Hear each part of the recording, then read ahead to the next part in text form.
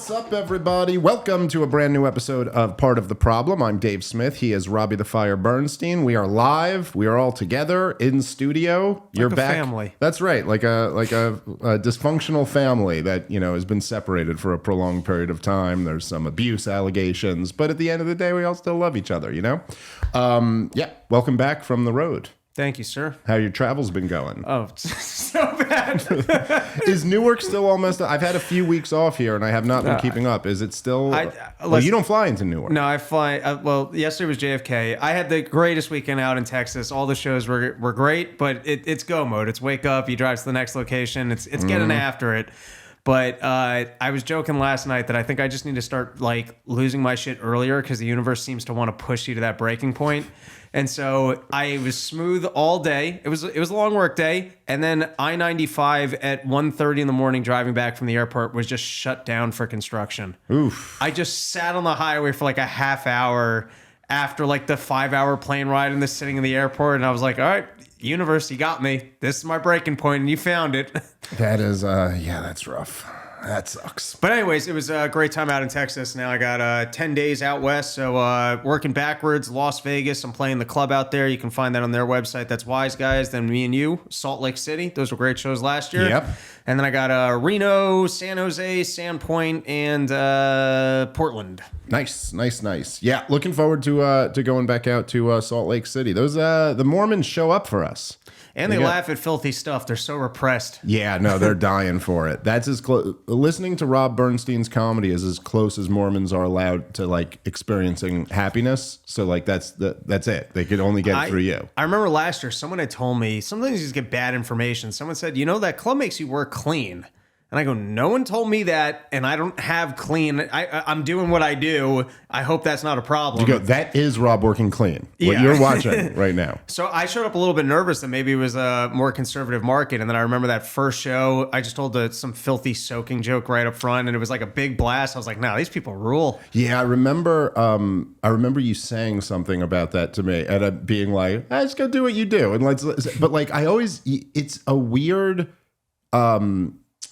it's a weird dynamic, but this happens a lot in comedy where sometimes the people who you would think, or you almost get in your own head and you're like, oh, they're not going to like this filthy joke. But then the person who looks like they weren't actually loves it the most. You know what I mean? Because they kind of need that.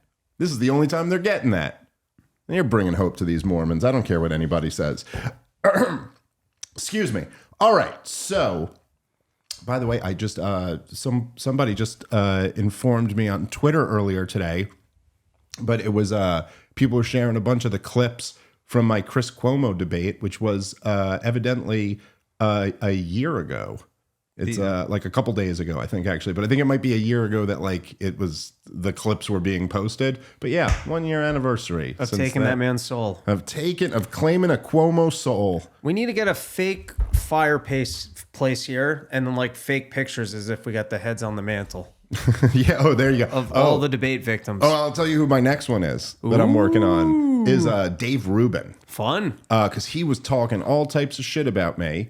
And so then I challenged him, and he said, in some snotty, he was like, oh, when I get back from that tiny little country that rules your mind or something, because I guess he's in Israel. But he agreed to it, trying to see if Patrick Bet-David will do that one, another Cuomo style.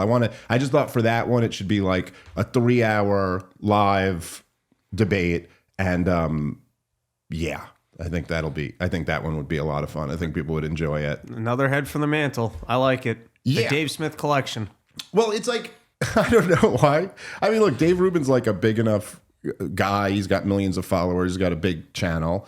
Me and him were always kind of cool. We were never friends, but we were always cool. And we've done shows and we've been at events together and stuff. Always had nothing but nice things to say about me.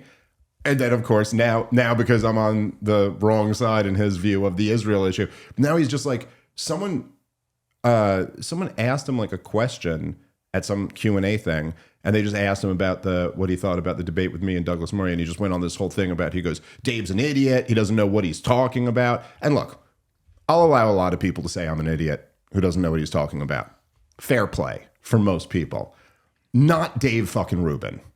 Like, I'm sorry, dude. Why specifically Dave Because Rubin? he's like the fucking dumbest influencer in America. Like, I mean, listen, I know in general, my rule of thumb, which I'm trying to live by now, is like, I'm looking for formidable debate opponents. Like when I want to debate, like who's the best you guys got on this subject. That's why I debated that Alex guy from Cato, because he really is, I think, like the best guy on the open borders libertarian side. He wore a suit and brought a folder and everything. Yeah, he's a suit and folder guy, you know? That's what so I'm trying to not just like, but then so this is more in the mold of like the Laura Loomer debate.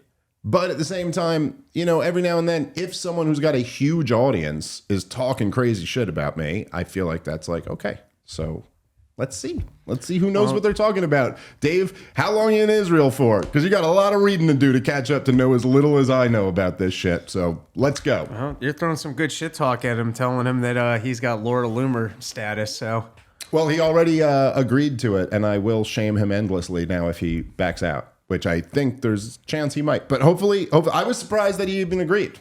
So, like, let's see what's up. How many more till you get your hands on Ben Shapiro? How many I more don't do think you got Ben to take Shapiro down? will ever do it. I don't think he'll ever do it. That's my guess. But I don't know. Isn't it crazy? I know I've made this point before, but is it not crazy that he's never debated anyone on the topic? And tell me if I'm wrong about that. Maybe Natalie, maybe just even if you just like Google search that real quick. I don't think, and I'm not saying like, but you know, a rotating or like a student, a 20-year-old asking a question at college after a speech doesn't count. But like, has Ben Shapiro ever had a one-on-one debate against a competent opponent? And while you're on Google, if you can ask them if I should shave my arms, they look disgusting on this camera. Nah, dude, you're killing it. Bro, you're fucking crushing it. It does appear to be mostly college students. Yeah, college students. That's right. And then he said, so there's the clip of, which is what comes up, as I can see on Natalie's Very monitor soon. there. But there's a clip where Rogan, back in the day, he was on Rogan, and Rogan was like, I'd really love to see you debate someone on this. And then he says, sure, I'll do it. Apparently, he and Destiny talked about it on Lex Friedman. Yeah, they're both on the same side of that issue. Yeah. It's not a fucking debate. It says debate in the title. Yeah, they probably debated other things. They probably debated other things and then talked about how they agreed about that shit or whatever. But yeah. Who could talk fast and say less substance contest? Who can talk faster and be more dishonest competition. But yeah, it's like, so I don't know. I doubt he's going to do it with me, but I'm ready if he wants to.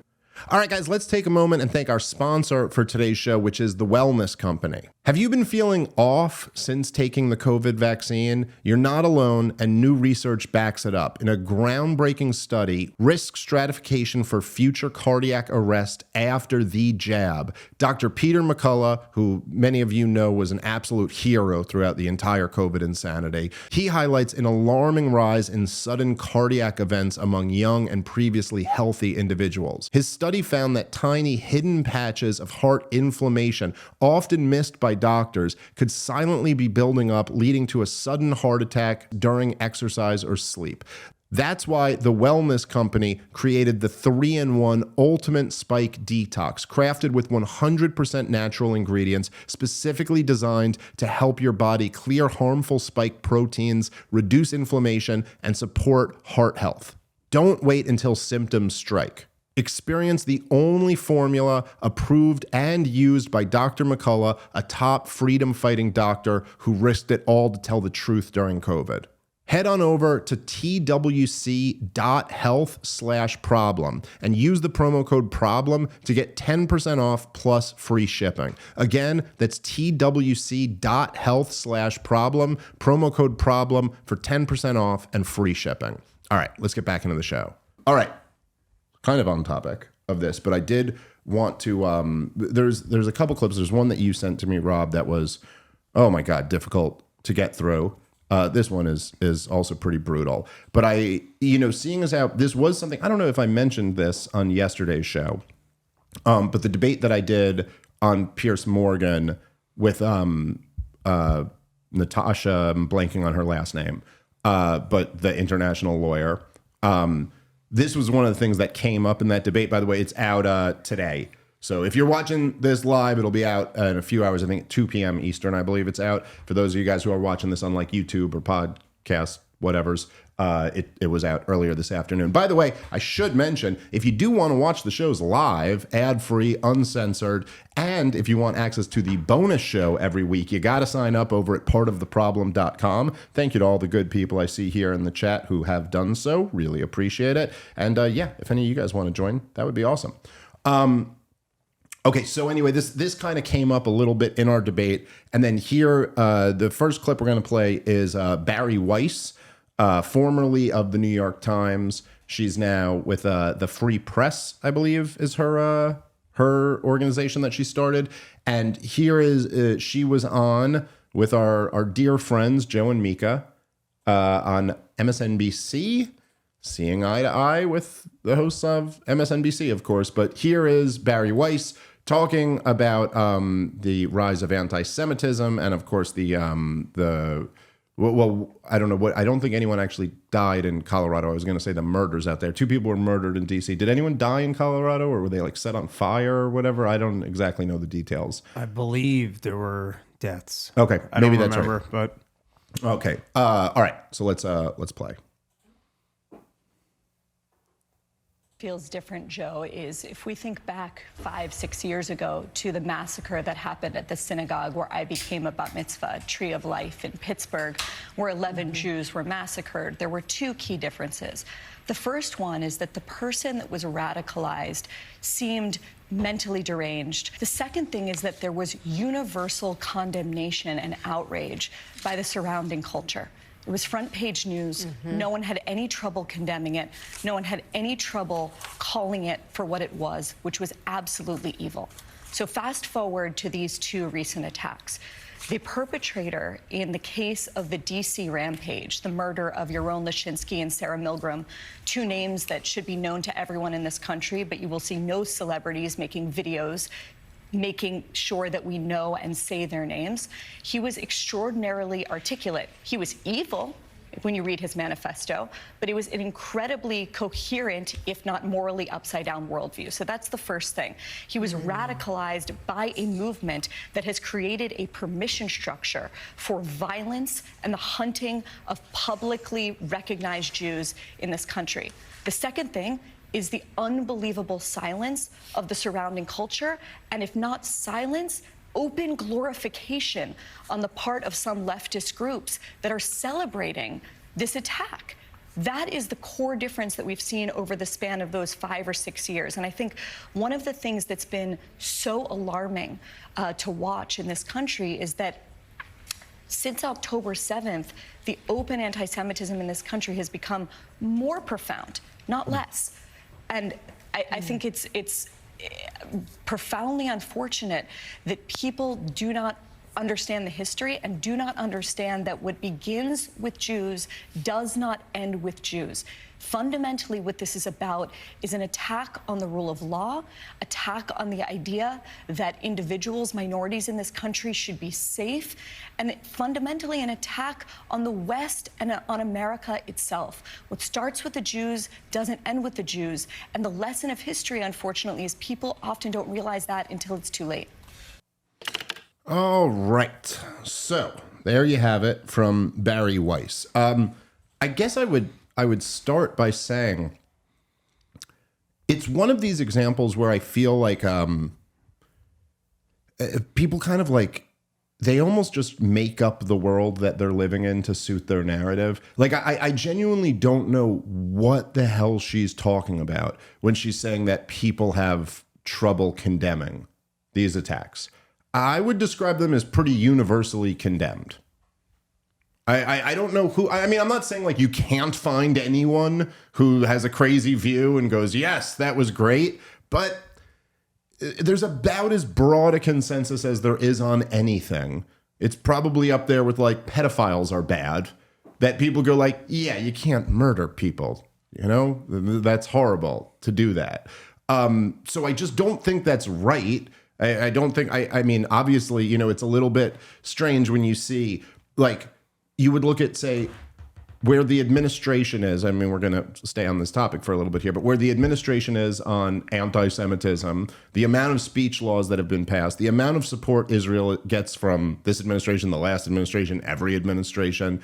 Obviously, she's on MSNBC right now. The two hosts are completely agreeing with her. I don't know how you can get from that to like, nobody's willing to condemn this. It's like, yeah, it's horrible. And nobody, like, I don't know. I don't think any reasonable person is defending this.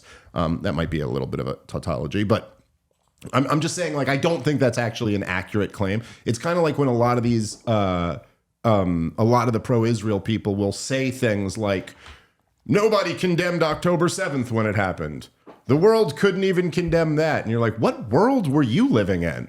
Like, everybody was condemning it. Everybody I know was condemning it. Everyone I see is condemning it. In fact, I can't believe, like, for the first year, it took like a full year of Israel's destruction of Gaza before the first question I'd get asked on every single interview would be, do you condemn the atrocity of October 7th? Like that, it was just, and always be like, yes, of course, that's bad.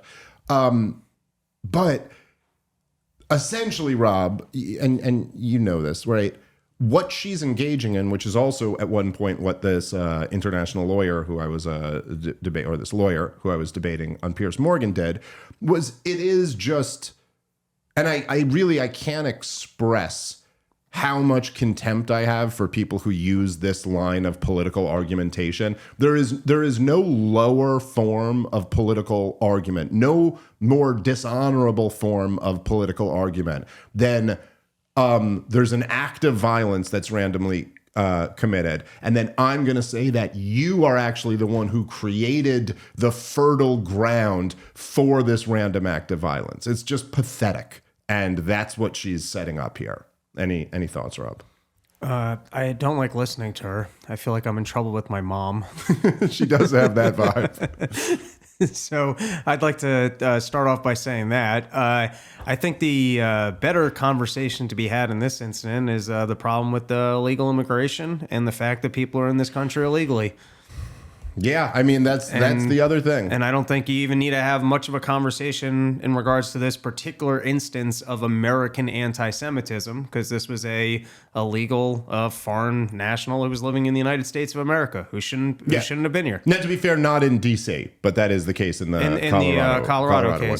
Yes. No, I mean, I think you're certainly right about that. I also do just think, like, it's remarkable to me that people like Bari Weiss, she could say with a straight face, she can go, okay, so there was this attack on a synagogue 5 years ago.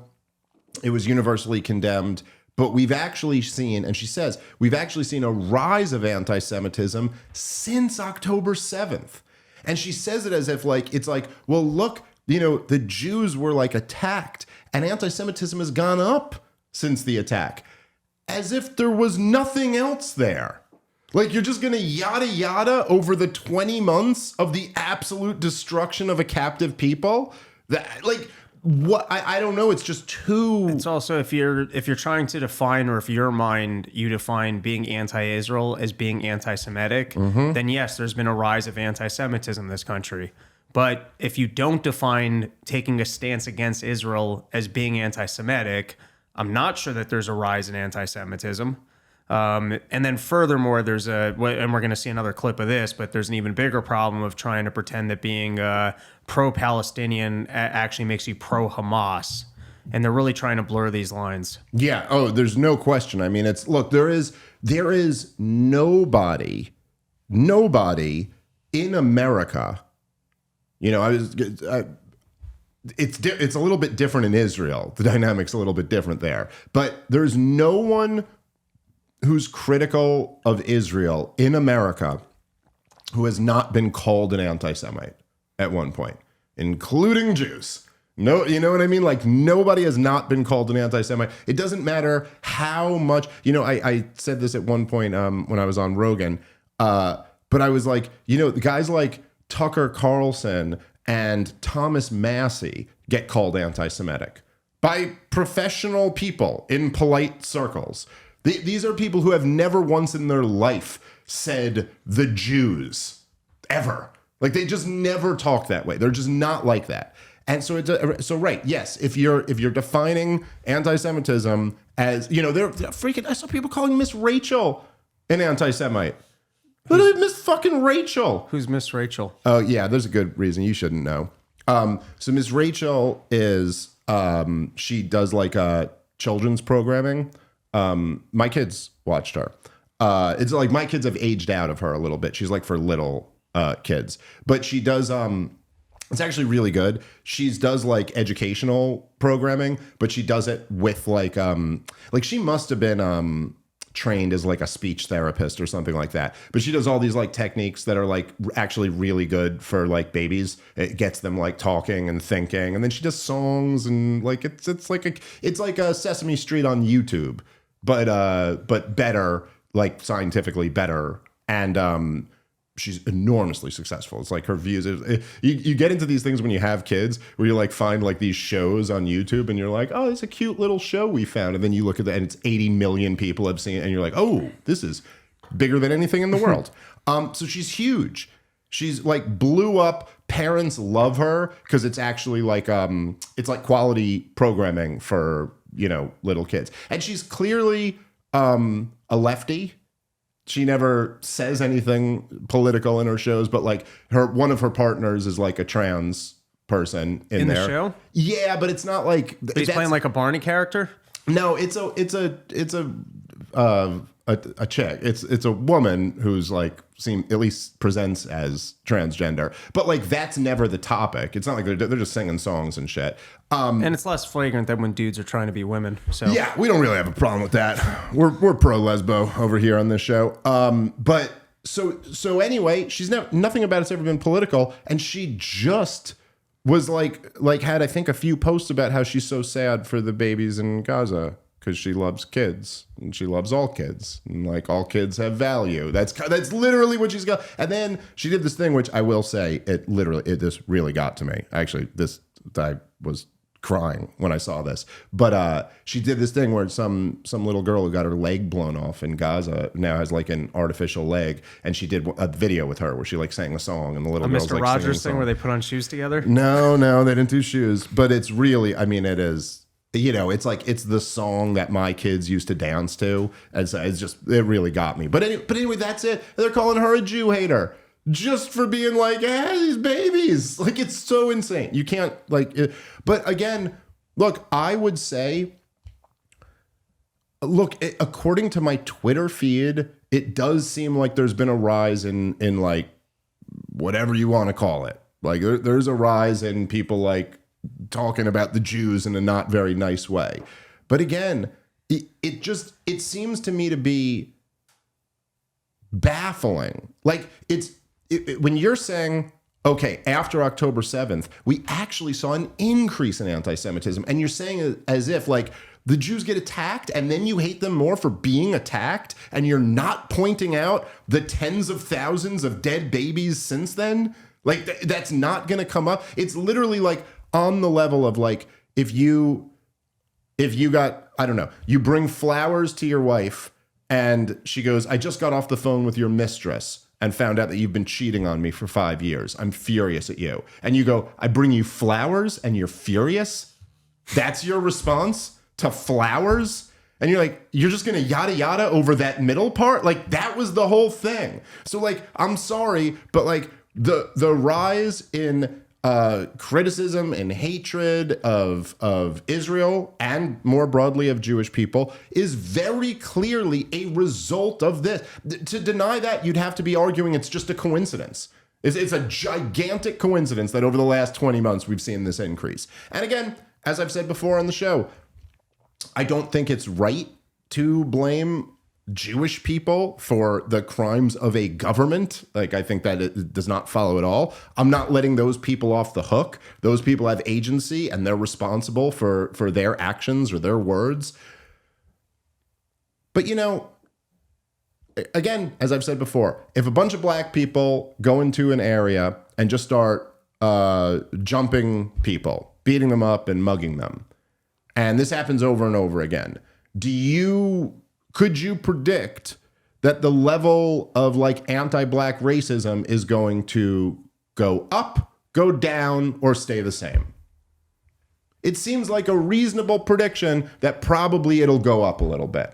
And that might be one of the costs of, say, black crime in a specific area, is that people end up being more suspicious or hostile toward black people in general. Now, that's not the appropriate response. It's not fair to blame a black dude who had nothing to do with that. But at the same time, you know, if you're going to look at this and not even address that factor, like, sorry, you're not really having a real conversation now. You're just spouting propaganda. All right, guys, let's take a moment and thank our sponsor for today's show, which is Prolon by El Nutra.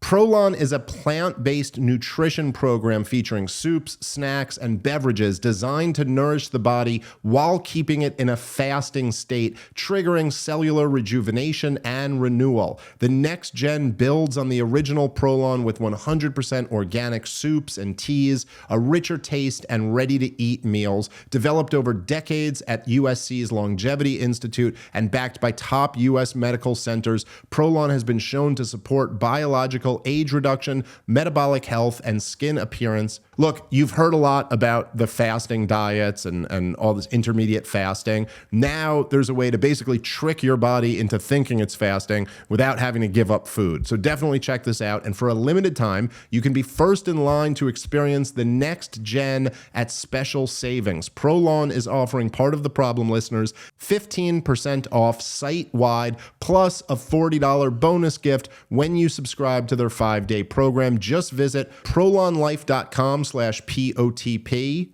prolonlife.com/POTP. Okay, let's move over to I just want to close out. I think it would also help if people like Bari Weiss didn't go on the news and act so Jewy.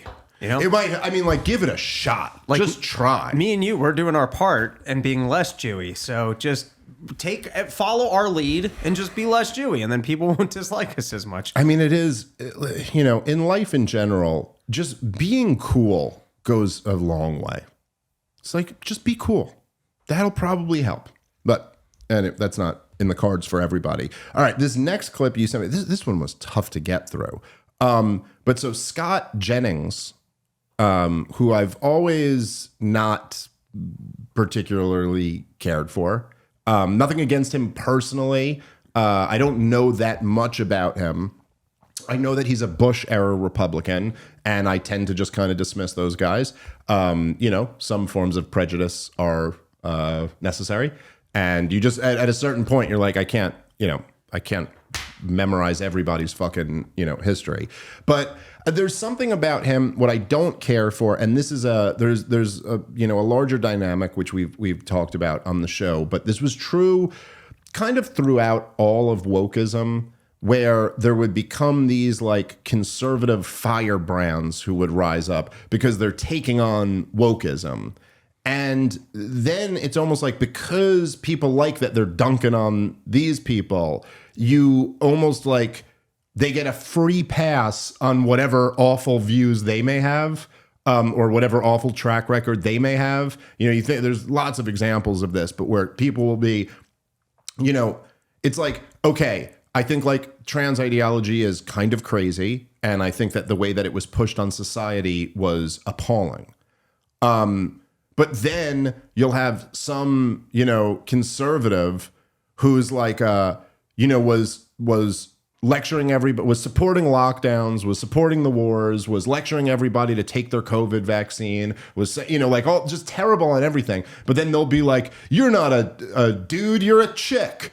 And I'm supposed to give this person some type of credit for that. Like, I'm supposed to be like, oh, this guy's really nailing it. Like, you got the most simple thing right and everything that matters wrong. And so I'm not saying this is exactly the case with Scott, but I do think that it's like, he sits around on these CNN panels with the dumbest fucking people making the most pathetic arguments. And then everyone's like, look, he owned the room. And it's like, yeah, you put anyone competent in there and they're going to own that room. It's like, I'm not impressed. But anyway, he's become the guy who is like the only thing that's consistently going viral on CNN is him destroying all the libs. Anyway, this was from I don't know. Rob, you sent this to me, but where is this? Yesterday, something? It's pretty recent clip. We're back to Jake Tapper. Yeah. Oh, that's right. There we go. All right, so let's play the let's play this clip with no further ado. And what more do we need to see, Jake, before we realize this Free Palestine movement is nothing more than a domestic terror organization right now? I mean, we had the killings in Washington a couple of weeks ago. We had this issue in Colorado. We've seen, the activities on college campuses now for months and months and months and months. The rise of anti-Semitism in America, the rise in the number of people who have come to America who hold anti-American views, anti-Western views, and anti-Semitic views and are now willing to act on it. It is absolutely outrageous. And I think as a society, we need to understand we are dealing with domestic terrorism. It's growing more violent by the day. And if we don't deal with it, these kinds of things are going to keep happening in cities all over the place. It's awful. And we need to come to grips with the fight that we're in right now in America, a fight for the future of our country and the future of Western civilization, in my opinion. David Axelrod? Yeah, no, listen, Jake, I'm the son of a Jewish refugee who escaped. His home was blown up and he escaped from actually Ukraine back in the day and came here to seek refuge. And so, I feel very, very deep. I haven't come to this lately. I feel very deeply about this issue. And I think questions will be asked about how this guy tried to get a gun. He was refused the gun because he was not supposed to be in the country, and nothing was done about that. I think that is a fair question to ask. But we also, when I was in the White House, it was the FBI who kept close tabs on all of this stuff. I don't know why they failed there. And I'm worried a little bit about what's going on now, because there's a shift away from that work to other kinds of work. And I think it makes us more vulnerable. So there are serious questions to be asked about this. I don't think it's the occasion for sort of blanket condemnation of everyone who may feel critical of the Israeli policies in Gaza. But certainly I agree with Scott that it's alarming to see this uptick in anti-Semitism, which, Jake, has been going on for years, even before October 7th. All right. So, I mean, look, I don't know, we can get into this a little bit, but what Scott Jennings is doing there is exactly what I just said about Bari Weiss. There is no lower form of political argumentation than saying, and I made this point on the Piers Morgan show, where I was like, hey, Piers, I've been coming on your show now for the last 2 years pretty regularly. I'm on the show just about once a week or something like that. Maybe once every other week, but I've been on Piers Morgan's show many times at this point. And I go, hey, there was an incident where, I don't know if you even remember this, Rob, but there was a guy in Florida, a Jewish guy, who shot 2 people because he thought they were Palestinian. Now, ironically, they were Israeli. But regardless, he shot them because he thought they were Palestinian. And this was in his own words. And I go, you might notice I never brought that up and then laid that at the feet of the pro-Israel opponent of mine, because it's just pathetic. And I said, I'm a free market libertarian capitalist. I don't like democratic socialism.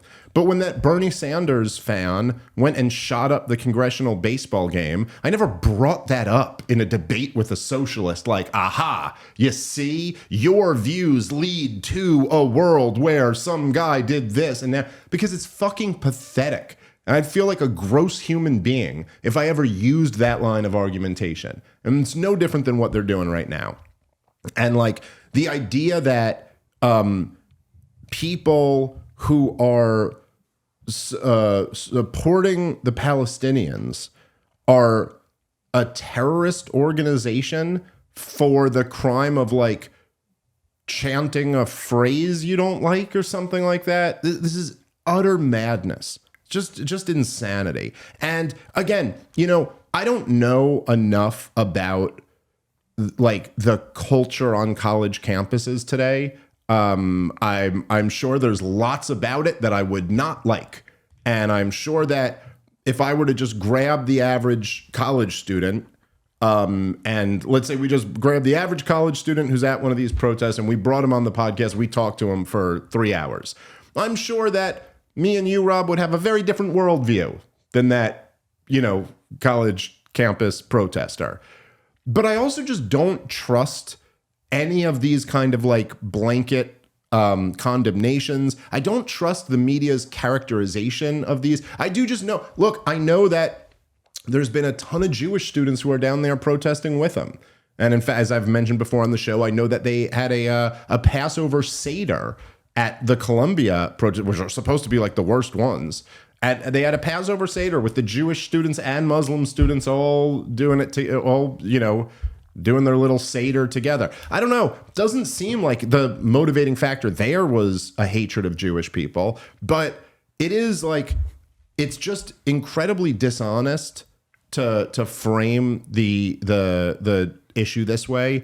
And it's a very dangerous precedent for the government to now be saying that, I mean, like, if you really think about this, is like, if you protest, because this isn't just an Israeli destruction of Gaza, this is an American foreign policy. These are our bombs that are being dropped on children. And you're going to say now that if the American people want to protest their government's foreign policy by protesting it, they are labeled terrorists? Like, this is the guy I'm supposed to be impressed with on CNN? And you get what I'm saying about how you just, and anybody who's a George W. Bush Republican, you just immediately hate them. That should be your starting point. Hate them. Because what are they? They're this. They're the people who, when it actually matters, are going to say, yeah, protesting your government makes you a terrorist. It is wild to me, Rob, wild to me, that right-wingers did not learn this lesson after January 6th. That you really, that's the precedent you want to set? That the people who oppose the regime can be labeled terrorists? You realize they just did this to you. All right, guys, let's take a moment and thank our sponsor for today's show, which is Monetary Metals, an amazing company. I've been telling you guys about them for years. I love the guys who run this company, and they have really revolutionized the precious metal space. If you own physical gold or silver, but it's just collecting dust at home, or worse, you're paying storage fees to have it professionally stored, you should take a look at Monetary Metals, because with Monetary Metals, you don't just own gold or silver, you own gold or silver that's working for you, generating interest in additional ounces. So if you own gold, you're going to be paid interest in ounces of gold. So this way, you're not just paying for storage fees, losing money, you're making money, and you're making real money, which is gold and silver. Check them out at monetary-metals.com. That's monetary-metals.com. All right, let's get back into the show. Anyway, any thoughts, Rob? Jump on in. Yeah, I just I find floating around the title of domestic terrorism to be quite scary. I think there's a lot of opportunity to talk about prosecuting crimes and getting criminals when they engage in crime. Domestic terrorism, government pitches us on the fact that they can govern. And then all of a sudden things get sloppy and they turn around and they go, well, we can't actually govern unless we take away people's rights. And so the way that we're going to actually do police work is, instead of catching people when they're committing crimes, we're going to create this terrorism title and we're going to remove rights, because then that's the only way that we can actually, this threat is so great, we can't actually do it through our criminal process. We have to escalate it to a title of terrorism, but the idea is that you're like admitting that you can't actually govern properly. Right. And so, and the domestic terrorism, we played the clip on the show when they tried to, the guy who had worked at the FBI was trying to say that the January 6 people were domestic terrorists, and all of that just leads to, well, who falls into the category of potential domestic terrorists, and what kind of rights are you then removing to police their behavior? Are they actually committing crimes? And if you want to take it and stretch it that far to people who are pro-Palestinian, they try and blur the line that means that they're actually pro-Hamas, and that even just being pro-Palestinian now makes you a terrorist. So are we now censoring your speech on the internet? And listen, there was that case with the kid in Colombia who had his green card revoked. And I don't even remember when it ended up happening, but he had a green card and he was married to a U.S. citizen, had a child in America. Now, it could be that guy took part in violent organizations at Columbia. It could be. And they were saying that he was pro-Hamas. It could be. But it could also be, when you start hearing this rhetoric, that the guy was just pro-Palestinian. Those are two different things. I don't know. I don't like... I hate the concept of domestic terrorism title, because I could easily see that being applied to myself. And so I just don't like the idea of government stripping me my rights and censoring more than I already have been. Yeah. And it's just so flagrant right here. And you see the danger of it, because if being pro-Palestinian makes you pro-Hamas and makes you a terrorist. So firstly, I'm going to assume that all of your speech is going to be censored. So that's just the end of free speech on this issue. But where does it go from there? If you're at a pro-Palestinian rally, you've just now outed yourself as a terrorist, or rounding these people up. Like, what's the actual application to him of this new title of, like, in theory, if I gave you control of the government right now and you said that these people are terrorists, are we sending them to Gitmo? What exactly are you prescribing? Yeah. You know, look, I completely agree with everything you're saying. And I would just add that, you know, look, as Noam Chomsky said, I really think he got this right, he was like, the only coherent definition of terrorism is that it's terrorism when they do it, and it's counterterrorism when we do it. You know, like, you want to sit here and say that, like, I don't know, invading Iraq wasn't terrorism, or you want to say that us dropping drone bombs on weddings in Yemen is not terrorism. Like, okay, but really all you're left with is like, well, because it was done by us and by a government, and what? Therefore, it's not terrorism. You want to say that the IDF isn't a terrorist organization? Again, there's no, just like, give me the objective definition. And you explain to me what it is. What is it? Targeting civilians? What do you think? By the way, this is one of the things I was arguing with this lady about the other day, which is so crazy, is that I think I might have mentioned this on the show yesterday, but that she's arguing that, it wasn't fucked up for Israel to not let any food in because Hamas had the food and they were just hoarding it. And you're like, right. So then who are you keeping the food from? Not Hamas. You're targeting the civilian population. By the way, there's been, I mean, if you want to go through, like, go to antiwar.com and just search through the last 2 years. There's been example after example after example where civilians were targeted. I mean, civilians rushing to get aid, getting shot at, children being sniped, you know, like all types of examples of civilians being targeted. And so, you know, what this comes down to in a weird way is that it's like, in order to have the worldview that every single, like, Israel supporter has, in order to have it, as I've been making this case for almost 2 years now, and I think I've, you know, like, done a pretty good job of demonstrating it, you have to on some level believe that, like, the Palestinian life is just worth less. If it's worth anything at all, it's just not worth as much as Israel. And you can see this in the rhetoric where, look, even these two people, you know, in DC, let's say, who got killed. And right after it, it's like the way people flip out, like, and rightfully so. I mean, like, 2 fucking people got killed. It's goddamn horrible. Like, those were real people. You know what I mean? Like, they were as real as any of us were. They had people who loved them. They have people who are still grieving, who will never be made whole because these 2 people were taken out of their lives. It's horrible. But from the perspective of, like, all of us, we're like, yeah, that's why we're against this policy, because, like, so many people are being killed. But they don't see it that way. Like, they just don't. But the problem is that, like, even if you don't see it that way, if you just think Israeli life is more valuable than Palestinian life, American life is more valuable than Palestinian life, okay. But you have to at least recognize that not everyone's going to look at it that way, particularly Palestinians. But a lot of people around the world just are not going to look at it that way. It's not the most, listen, I understand where, say, Jewish people have more feeling toward Israel than they do toward other countries. I understand why Americans care more about Americans than they do about foreigners. I understand why, you know, Christian Europeans might have more of a connection to other Christian Europeans or to Americans or Canadians or whatever. There's like a little bit of a shared culture and history there. But then at the same token, if you're going to say that, then what do you think? Like, wouldn't you see where like a random Muslim might have more of a connection to Palestinians than he has to Israelis? Anyway, I say all of this to just make the point that it's the old Ron Paul point. If you think that we can just do this to people and pay no price for it, like that you can just engage in a goddamn genocide and fund and arm the whole thing, and that's not going to inspire hatred, and that nobody out there is going to go, well, I'm going to grab a gun and go do something about this, I think that's a very naive way to look at the world. And like, so in effect, this isn't removing responsibility from anyone, but this is one of the costs of this policy, is this type of like chaos. And it's not good. It's not good for anybody.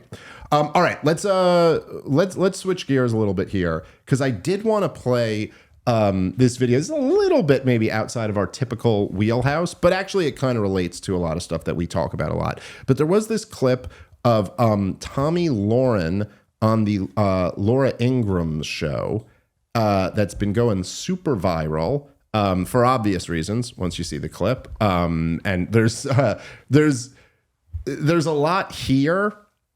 I found this very interesting. It's basically Tomi Lahren is trashing men. We're about to play, particularly young men.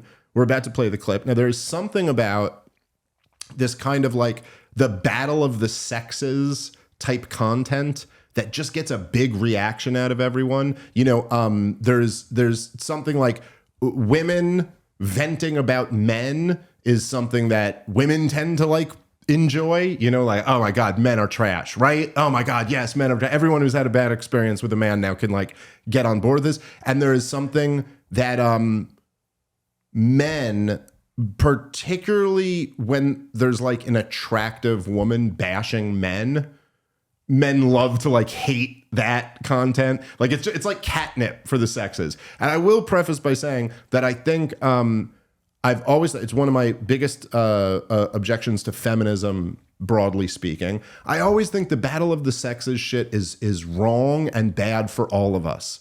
Like, it is just not the role. Men and women are not natural enemies. We are so clearly like yin and yang. We're here for each other. We help each other. We make each other's lives better. And anytime that people are getting into this, like, no, it's all men's fault. No, it's all women's fault. I always think like, you're just missing the point entirely. But anyway, let's play the clip and then we can discuss a little bit. It's a major problem. And, you know, Speaker Johnson has been talking about those maybe deadbeat folks that are on Medicaid, and maybe some of those folks are the stay-at-home sons. We don't know. But I'll tell you this, leave it to Gen Z to rebrand laziness and social awkwardness as something cutesy, like a stay-at-home son. They did much the same thing with quiet quitting, where you can go to work and do less. And if you call it quiet quitting, it's somehow better. But Laura, I got to tell you, this is also a big problem when it comes to, I think, declining birth rates, people not getting married and having children. You know, that's a big problem. They blame it on women. Well, look at what young women have to choose from. The pickings are slim. Yes, we might have a feminism problem in America, but it's the feminization of men. There are a lot of young women out there that want to get married. They want to have kids. They want to have stable families. But there are a lot of young men out there who want to live in mama's basement and order DoorDash. And therein lies a big part of the problem. It's a major problem. All right. So, look, there's a lot here. And there's also, of course, a lot of policy that has to do with this outcome. I will say it is hard to not like the kind of lack of self-awareness from someone like Tomi Lahren, who, like, let's just, you know, like I said to you before, like I've never thought she was like particularly good looking or whatever, but like she's an attractive woman. She's where she is because of her looks. Like, I don't think that's like an out of line thing to say. Tomi Lahren, it was never like, whoa, the depth of knowledge that Tomi Lahren brings to a discussion is just why in her 20s she was like a successful millionaire. It's like you were like You played that game. You got lots of doors open to you because you were a young, attractive woman. Now she's a woman in her 30s who does not have kids and is talking about the problem with plummeting birth rates and then blaming others for it. And I will say that I think part of the reason, and we could get into some of the more substantive like policy stuff, but part of the reason why stuff like this is infuriating to men in general is, number one, it's what she's saying is actually not true. And there's a bunch of social science on this. It's men actually are more likely, young men are more likely to want to get married and settle down than young women for whatever reason these days. I was surprised by that myself. But this is a thing that I think almost everyone, I think every guy knows this. And I think most women who are, honest or have a little bit of wisdom and a little bit of experience in life know this too. It simply is not the case that there are slim pickings or there are no good men who want to settle down. The issue is that Tomi Lahren doesn't want any of those men. Every woman has guys who are like in the friend zone who would be really good to you. But what happens to a lot of women is that they just have higher expectations than that. And they're like, no, I don't want that guy. I want the guy who is X, Y, and Z. Like, you want this guy who's like a top 1%er guy. And like, okay, that's fine to want that. But then the question might be, well, look, I mean, like, what are you bringing to the table? Because the thing about the guy who you want, who's like at the very top, is that that guy has options. That guy's got lots of options.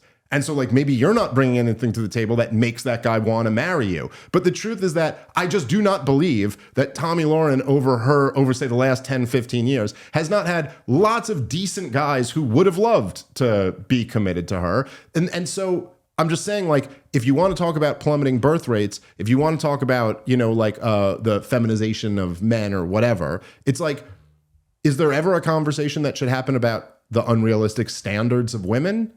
Because, like, I got to say, I think that's a part of this dynamic. I'm not saying that that's all of it, but it's like, no, the truth is that if you're not kind of like shallow and materialistic, it's unbelievable, by the way, they have, there's the Whatever podcast and the Fresh and Fit podcast. They've both like blown up because they do a lot of this like, content like this type of stuff. But I will say now neither of those shows are my thing, but there is something interesting that they've become so big. And one thing that I've said, because I've seen like some of the clips, it is when they'll interview these young women and they ask them what they want in a guy, and they just start describing all of the characteristics, and then they'll tell them what percentage of society fits those, so just be like, well, I want a guy who's like 6 foot tall, and I'd like him to be a good looking guy. I'd like him to be a funny guy. It's important that he makes at least 6 figures. It's important that he and like they'll list all these things, and you're like, yeah, that's 0.03% of men fall into that. So yes, it's true that if you're only interested in the top 0.03% of men, it's slim pickings.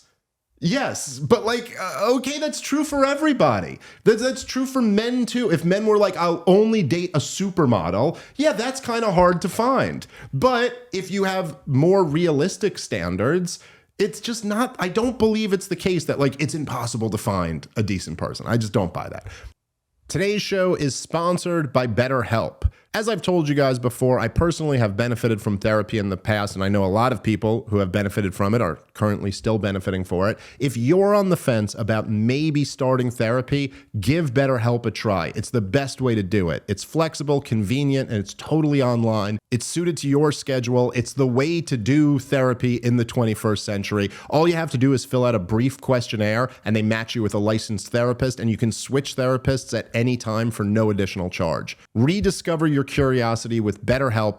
Visit them at betterhelp.com/problem to get 10% off your first month. That's BetterHelp.com/problem for 10% off your first month. All right, let's get back into the show. Anyway, any thoughts on any of this, Rob? Because we could get into some of the more actual substantive stuff about why it might be that young men are living in their mother's basement. Well, in defense at stay at home and live in the basement men.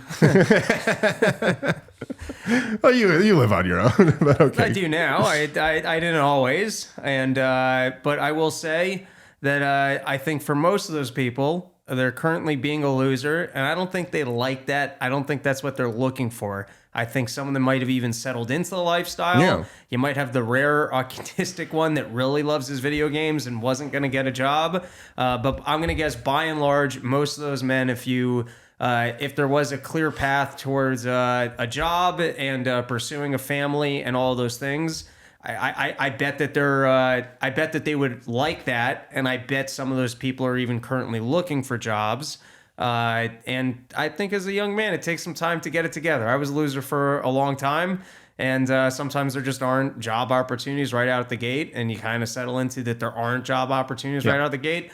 I don't think most of the young men you're describing left college and went, this is my dream to go move back home, and then were at home and started ordering. I bet if you spoke to most of those men, they enjoy the time when they're drinking or the couple times that they're out with their friends playing video games. But I'm guessing by and large, they haven't gone, hey, this is the life, and I hope that this is what I'm doing forever. Yeah. I mean, look, it's not that there's nothing to her point. There has been a feminization of men. I don't think that's good for men or women. Fluoride. It's clearly a part of it. Well, I don't drink no fluoride, and look at me. I'm pure plastic, baby. Yeah, there you go. Plastic particles. And look at us, just poster boys of pure masculinity. But like, so I'm not saying there's nothing to that, but I do agree with you. I think by and large, like, I don't think too many people want to be adults who are living in their mom's basement. I think that it is more born out of financial necessity. And it's not a coincidence that when we lived in a society where a guy could just go wait online and get a job at a factory, and that job could support a family, that's what they went and did. And there aren't opportunities like that as readily available. And so now that's not what people are doing. I think that obviously there's been government policies that have drastically driven up the price of education, the price of real estate, the price of health insurance, the price of, like all of the things that you'd need to be able to afford in order to support a family. And, I also think that through laws, we've made marriage a much less desirable situation for a man to be in than it otherwise would be. And for many generations, for probably hundreds, if not thousands of years, essentially, for better or worse, I'm not saying this is perfect, but the way that society kind of channeled men into marriage was through a series of incentives. And a lot of them were sexual, but not all of them. But in general, for a very long period of time, out of wedlock sex was very demonized and stigmatized. And the idea was for men, if you want to get laid, you got to commit to a woman. And I will say, when you're talking about young men, you're talking about men in their 20s, channeling if you want to get laid, you have to do these steps. You can get men to run through walls. You know what I mean? You can get a lot from young men if you channel, this is how you go about getting sex. On top of that, the reward for men after getting married would be that you get to be the man. You're the man of the house. Father knows best. You will be the leader. These are the type of incentives that men respond to. Almost every guy wants to be the man to some degree in his own little realm. And we kind of, one by one, stripped all of these incentives away. Like, now men are in a situation where, like, particularly, by the way, the men who Tomi Lahren is going to be interested in, because you can already tell, like, by the nature of her complaint, that it's like, you're picky about who you want to be with, which is fine. I'm not saying you can't be. I'm just saying there's reality. And now, for those women who are going after the 0.03% of men, when you're going after them, it's like those guys have tons of options and they don't have to get married to get laid. They could just get laid all the time. Now, right away, look, you're just fucking with the incentives of young men, because now right away, the sexual incentive is no longer to get married and settle down. The sexual incentive is like, don't get married and settle down. Now you can play the field and have sex with lots of girls. And like, that's what men are biologically wired to do.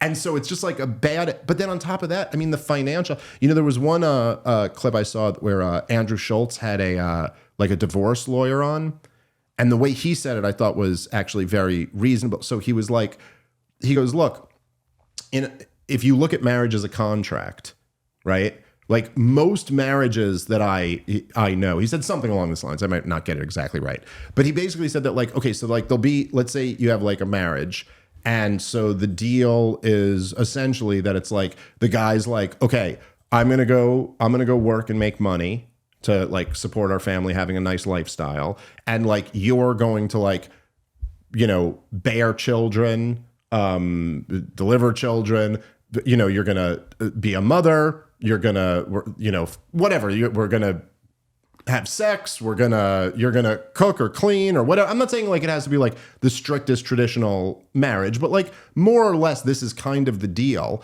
But the contract of marriage is only enforceable on one end. Like the man is responsible to fulfill his obligation, even if the contract is void, even if the marriage is off. And the woman is not at all. She does not, if you get divorced, you have to continue to financially support her, but she doesn't have to continue to be nice to you or have sex with you or even be the type of mother that you want her to be or any of that. So you've like created this situation where it's a big risk for men.